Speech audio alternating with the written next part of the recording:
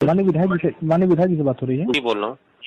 जी मैं क्षितिज बोल रहा हूँ, माननीय मुख्यमंत्री जी के प्रमुख सचिव संजय प्रसाद जी के कार्यालय से। जी जी बताइए क्षितिज जी। ये जानना चाहता था सर, 2-3 चीजों पे फीडबैक चाहिए था कि लॉकडाउन की अवधि में शासन स्तर से जनहित के हितार्थ जो भी व्यवस्था की गई है, मसलन राशन वितरण है या जिनका कोई कार्ड जो किसी योजना के तहत आच्छादित नहीं है उनको 1000 रुपए का भरण पोषण भत्ता है, इन सब चीजों को लेकर अपने क्या स्थिति है आपके विधानसभा क्षेत्र में? कैसे पता करा जाए क्षितिज जी, कैसे पता करके बताएं? जैसे आप जनप्रतिनिधि हैं, आप लोग के संपर्क में लोग फोन करते होंगे या आपके कार्यकर्ताओं या किसी में नहीं करते, अब नहीं करते लोग जी। अब इसलिए नहीं करते, वो जान गए कि विधायकों की हैसियत नहीं है। ठीक है, एक मोटरसाइकिल हम लोग सुन तो लीजिए, 3 साल में एक मोटरसाइकिल छुड़ा नहीं पाए। तो पूरी विधानसभा के लोगों को मालूम हो गया है कि सीधे पैसा देके काम होता है, विधायक नाकारा है।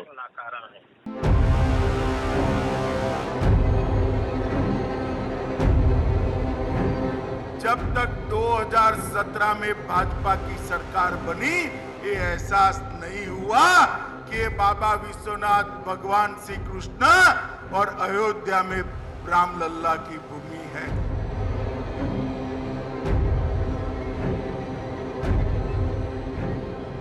दूरबीन लेकर मैं ढूंढता हूं, कहीं पर बाहुबली दिखाई नहीं पड़ता है भाई। कहीं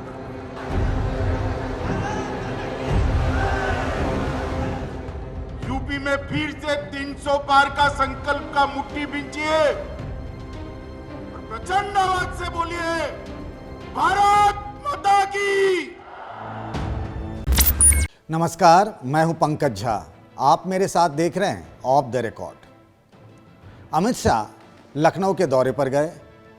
फर्स्ट डे फर्स्ट शो बहुत शानदार रहा। उन्होंने नारा भी दिया, मंच से 300 पार का संकल्प भी लिया और साथ ही पीछे बैकग्राउंड में म्यूजिक बज रहा था, भाजपा परिवार अपना परिवार।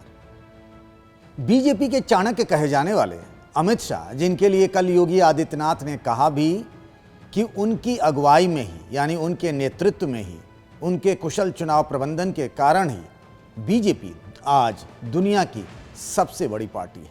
लेकिन देखिए, अमित शाह ने ये कहा और उसके ठीक 24 घंटे के अंदर ही बीजेपी के विधायक समाजवादी पार्टी में शामिल हो गए। ये जो था ना, भाजपा परिवार अपना परिवार, उस पर चुटकी लेते हुए अखिलेश यादव ने कहा है कि नारा बदल गया है। अब ये नया नारा हो गया है, भाजपा परिवार भागता परिवार। उन्होंने ऐसा क्यों कहा?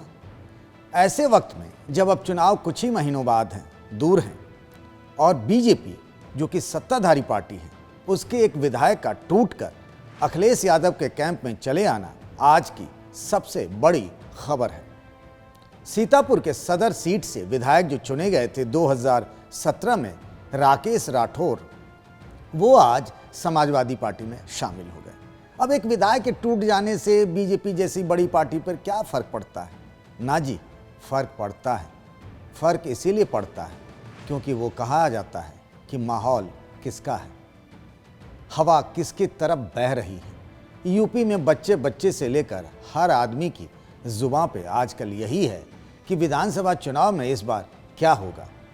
क्या भाजपा अपनी सत्ता बचा लेगी या फिर अखिलेश यादव की सत्ता में वापसी हो जाएगी, जैसा उनका नारा है कि 22 में बाइसिकल।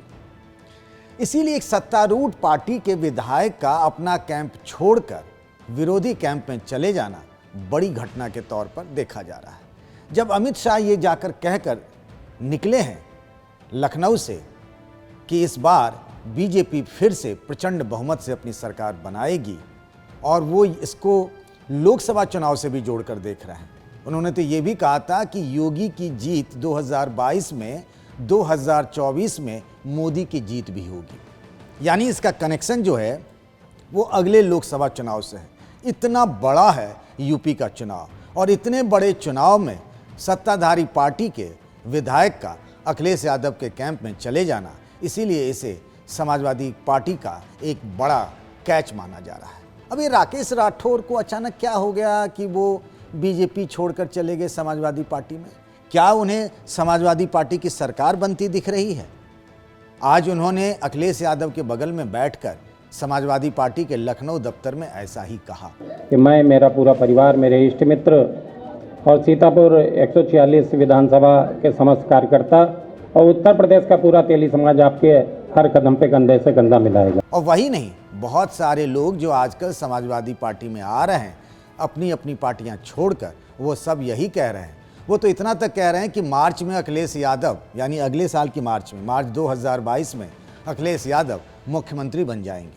कुछ लोग तो चुनावी मंचों से उन्हें भावी मुख्यमंत्री बना रहे हैं, यानी पूर्व मुख्यमंत्री अखिलेश यादव को कुछ लोग, कुछ नेता भावी मुख्यमंत्री कहने लगे।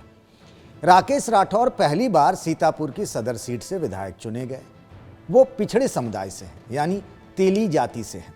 इसीलिए जब यूपी में ये चल रहा है कि बीजेपी का सबसे बड़ा फोकस पिछड़ों पर है, क्योंकि सबसे बड़ा वोट बैंक पिछड़े ही हैं यूपी में, और ये कहा जा रहा है कि पिछड़ी जाति बिरादरी ने इस बार जिसका साथ दिया लखनऊ में विधान भवन पर, उसी का परचम फहराएगा।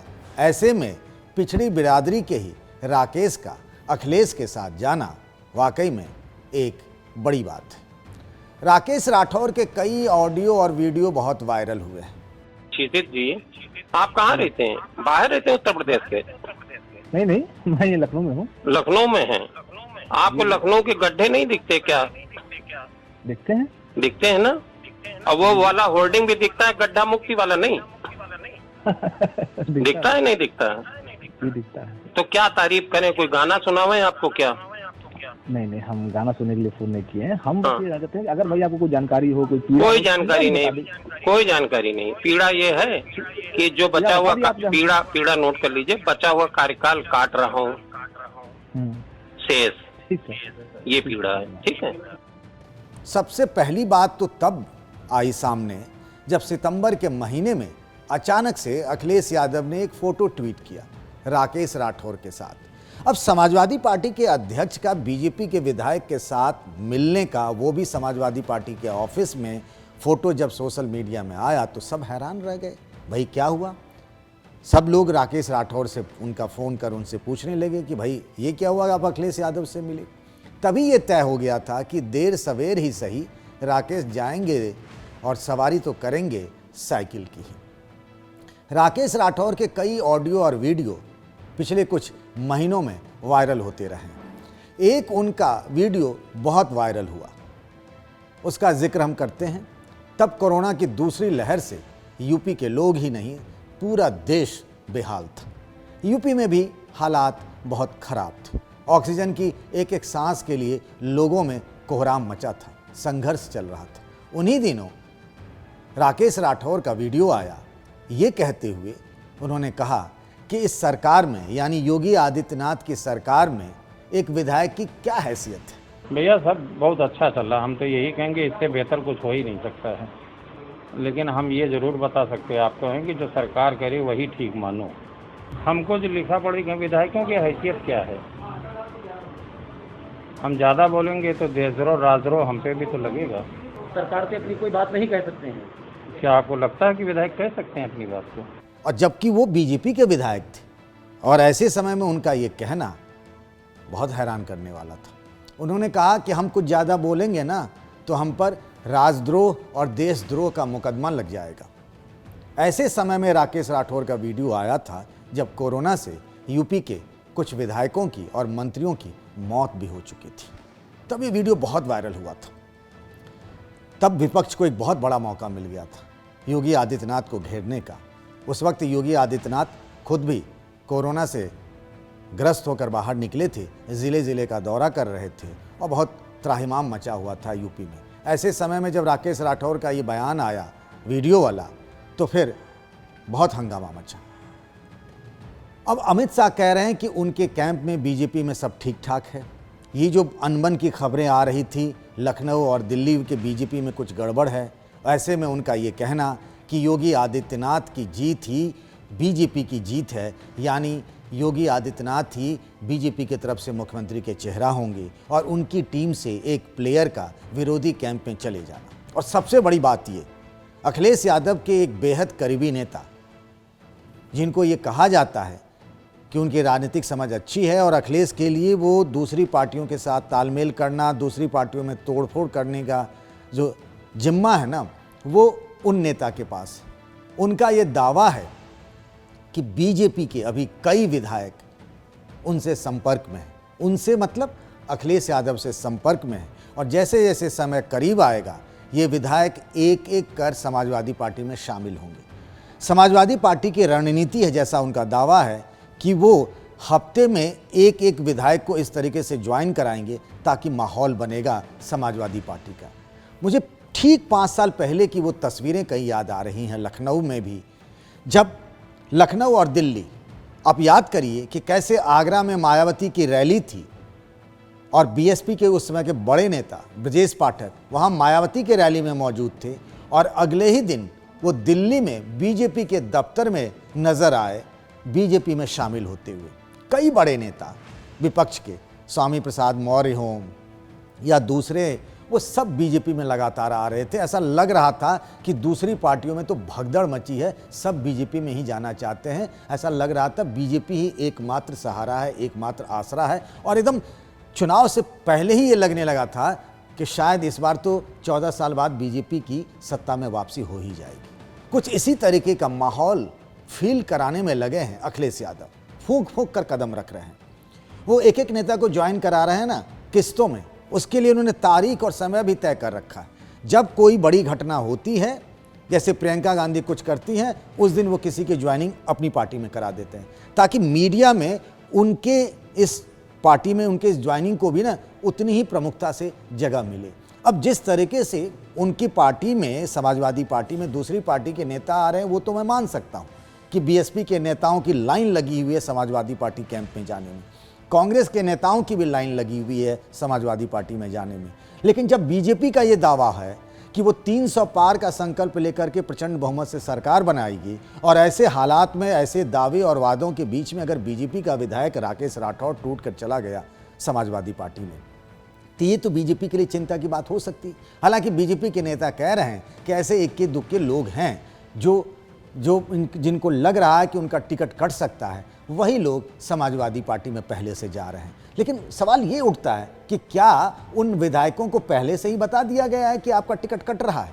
पार्टी ने अपना इंटरनल सर्वे कराया है बीजेपी ने, और 2 सर्वे की बात कही जा रही है, और इसके आधार पर यह कहा जा रहा है कि करीब 125 यानी 125 से 130 विधायकों का टिकट इस बार कट सकता है। ये कहा जा रहा है कि कोरोना काल में या उससे पहले भी इन विधायकों का अपने इलाके में अच्छा काम नहीं रहा, उनके खिलाफ उनका जो विधानसभा क्षेत्र है उन विधायकों का एंटी इनकम्बेंसी है, यानी उनके खिलाफ सत्ता विरोधी लहर है। योगी सरकार के खिलाफ लोगों के मन में नाराजगी नहीं है, लेकिन बीजेपी के जो वो विधायक हैं उनके खिलाफ लोगों में नाराजगी है। तो अगर उनका टिकट नहीं कटता है, किसी दूसरे को टिकट नहीं मिलता है, कोई दूसरा चुनाव नहीं लड़ता है, वही चुनाव लड़ता है जो विधायक है, तो फिर बीजेपी का नुकसान हो जाएगा। पर अभी तो ये चर्चा में है, अभी तो बात फाइनल नहीं हुई है। अभी तो अमित शाह ने पहली मंथन बैठक की है, उसमें तमाम संगठन के लोगों से लेकर मंत्रियों तक से उन्होंने बैठक की है।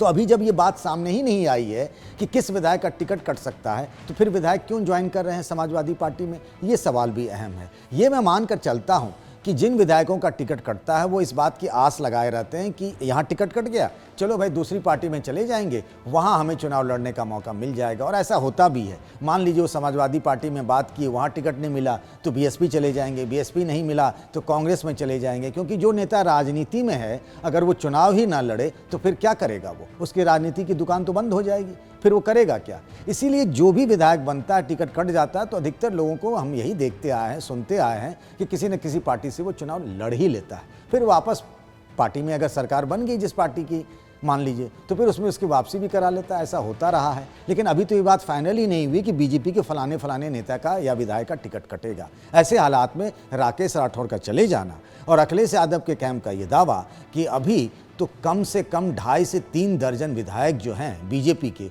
वो उनके कॉन्टैक्ट में हैं, ये एक बड़ी बात है। और अगर समाजवादी कैंप की ये तैयारी है कि आने वाले दिनों में वो हर हफ्ते में बीजेपी के किसी न किसी विधायक को ज्वाइन कराएंगे और इस तरीके से दिखाएंगे और माहौल बनाएंगे कि योगी सरकार के खिलाफ एक लहर है, एक एंटी इनकम्बेंसी है यूपी में, तो जाहिर सी बात है एक माहौल तो बनता ही है।